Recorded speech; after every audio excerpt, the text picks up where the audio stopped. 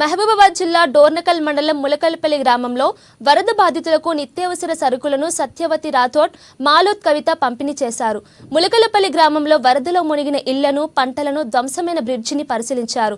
ఇక బాధితులకు ప్రభుత్వం నుంచి నష్టపరిహారం అందకపోవడంపై ఎమ్మెల్సీ సత్యవతి రాథోడ్ జిల్లా కలెక్టర్ అద్వైత కుమార్ సింగ్తో ఫోన్లో మాట్లాడి బాధితులకు త్వరగా నష్టపరిహారం అందజేయాలని కోరారు. ఇక మహబూబాబాద్ జిల్లాలో వరదలకు ములకల్పల్లి గ్రామానికి 100 కోట్ల ఆస్తి నష్టం వాటిల్లిందన్నారు. వరద బాధితులను ఆదుకోవడంలో ప్రభుత్వం పూర్తిగా విఫలమైందని విమర్శించారు. వరదల్లో మునిగిన ఇళ్లకు 25,000 రూపాయలు, కోతలకు గురైన భూములకు ₹1,00,000 నష్టపరిహారం అందజేయాలని డిమాండ్ చేశారు.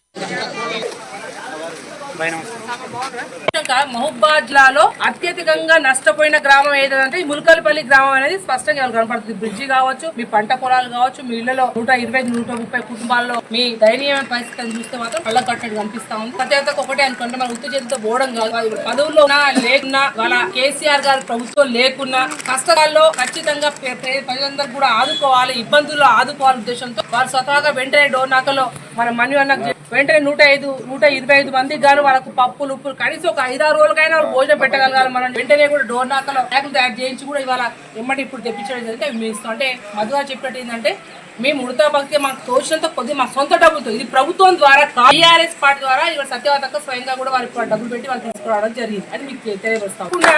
మొన్న కూడా మొన్న రెడ్డి గారు వచ్చిపోయారు. రెడ్డి గారు ఇవాళ అటు మన మరిపేడ మండలంలో 2-3 గ్రామాల్లో అదే ఇది నిత్యావసర సరుకులు పంచడానికి వారు అన్ను సత్యవతక్క అమ్మ మీ ఇద్దరు ములకల్పల్లి ఆ దుబ్బదండ అటు పోయి 2 మంది మా ఇద్దరిని పంపడం. మీకు ఒకటే చెప్తా ఉన్నాం, ఎందుకంటే ఇప్పుడు చూస్తే దాదాపు మీకు ఈ ములకల్పల్లి అంటే ప్రతి ఒక్క పనికి కూడా ఖమ్మం పోతున్న కనపడతాం. రోడ్డు బ్రిడ్జి పూర్తి అయితే మీకు దవాఖాన పోవాలన్నా, సరుకులు పోవాలన్నా, మంచి చెడు ఏ పనులు పోవాలన్నా కూడా